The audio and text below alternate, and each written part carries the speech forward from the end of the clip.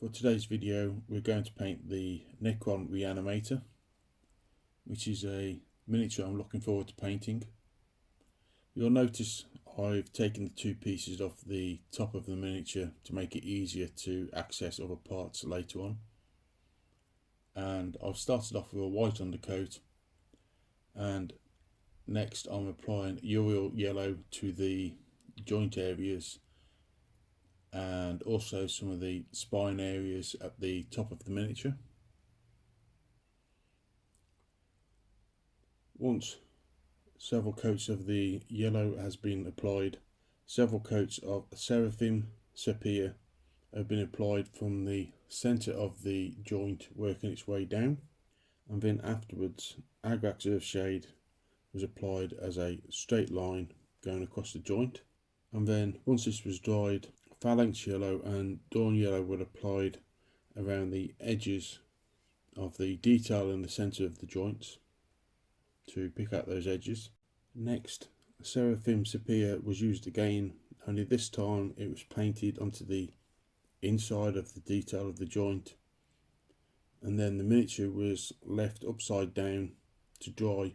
This helps to keep the sepia from spreading all the way across the area of the joint. And afterwards Agrax Earthshade was used in the same area again, only this time it's on the bottom half, and then the miniature was sitting the correct way up.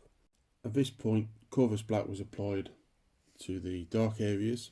Pipes and cables and this inside core area were initially painted with white scar, and once the white scar had time to dry, a 2 parts Lamia medium to 1 part rust grey was applied into the recesses here.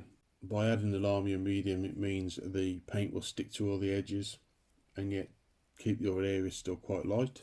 Now those areas have had time to dry, Lawthorn blue was watered down with Lamia medium and applied into the area, and once it's dry, hopefully the rust grey should be behind it and it'll give some areas a bit of darkness. For the sides of the spines, I've started off with Seraphim Sepia. Again, it's been watered down with some Lamia medium. I've only applied it onto the sides, not the top, and then I've left it upside down to dry, which encourages the paint to be pushed downwards. And now for the spine areas, I've applied the Seraphim Sepia again, only this time it's straight out the pot, and I've covered the lower half of those spines, and the miniature this time will sit the correct way up while it has time to dry.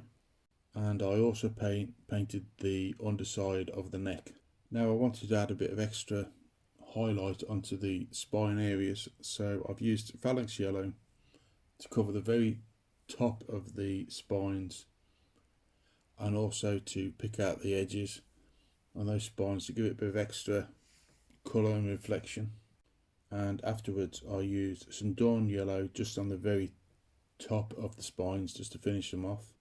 Next, Agrax Earthshade was used to be applied in between the vertebrae of the spine to give a nice contrast between the light and dark colours for the yellows of the spinal area.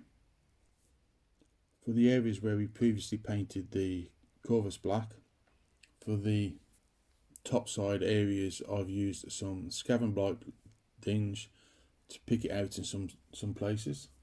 And lastly, for this area we're using Mechanica Standard Grey to pick out some of the edges, just to bring some of those details out slightly. This part was painted with white scar first, just to make sure there wasn't any of those dark paints in the area. Afterwards, Night, Haunt, Gloom was applied with a single wash. For the blades, I started off by applying some Venetian grey at the top of the blades, followed by using a little bit of rust grey on the recess areas, like where you got that small circular area.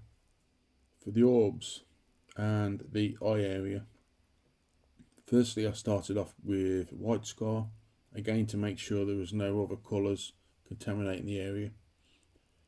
After that, a couple of watered down coats of Flashgitz yellow were applied to the area first. Once these were dry, a mix of 1 part Lamia medium to 1 part Ferregan orange was applied to the area. I gave it time to dry and then I repeated the process again just to make it slightly more orange, and once dry a gloss varnish was applied to these areas to give them a slight glow. For the engine areas I want them to look slightly alien, so I've started off with Xurius purple. Once the paint was then dry, I thinned down some pink paint with water this time, not Lamia medium, and applied the pink paint into the area, leaving the miniature so the engine is facing upwards, so it gives the paint the opportunity to sink down into the recessed areas, therefore making the deeper areas look like they're brighter from the pink. If you like the video, remember to subscribe to help the channel, and also send links to your friends.